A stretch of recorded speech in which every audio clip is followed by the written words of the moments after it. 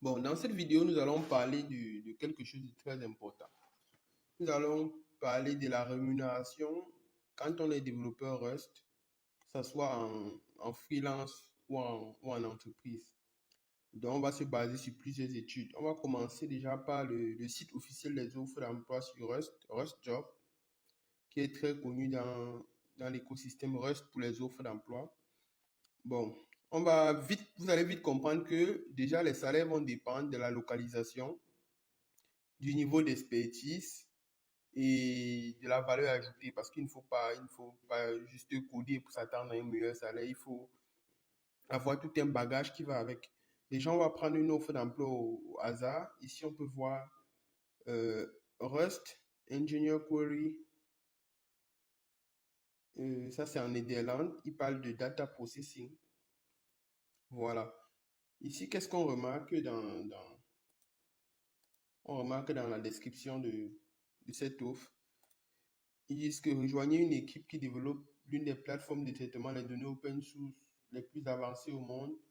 Nous repensons la façon dont les données sont interrogées et traitées, comme une expérience fluide et développement local. Donc, en gros, c'est une équipe qui fait dans les moteurs de requête distribués. Et ce sont les termes qui reviennent beaucoup dans les offres d'emploi sur Rust, que ce soit les systèmes distribués, les moteurs de requête distribués, les moteurs de requête. Ce sont des thèmes qui reviennent constamment ou bien beaucoup sur les offres d'emploi sur Rust. Sur 10 offres d'emploi, ces thèmes vont revenir sur 6. Donc, ce sont des tâches très techniques. Vous ne risquez pas d'être remplacé par une intelligence artificielle. Et ici, on nécessite vraiment une expérience. Bon, qu'est-ce qu'il propose? Il propose 100 000 à 130 000 dollars. C'est pas mal pour la zone européenne, les Pays-Bas. C'est pas mal. C'est une bonne moyenne pour les salaires pour un développeur Rust. Bon, ici, là, pour ce type de tâches, on va aller facilement sur 5 à 6 ans, 7 ans d'expérience sur le développement logiciel et Rust en général.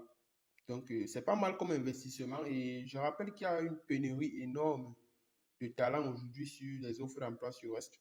On va prendre un autre cas. On va essayer de regarder le salaire le plus élevé et regarder un peu les attentes à laquelle, regarder un peu les attentes à laquelle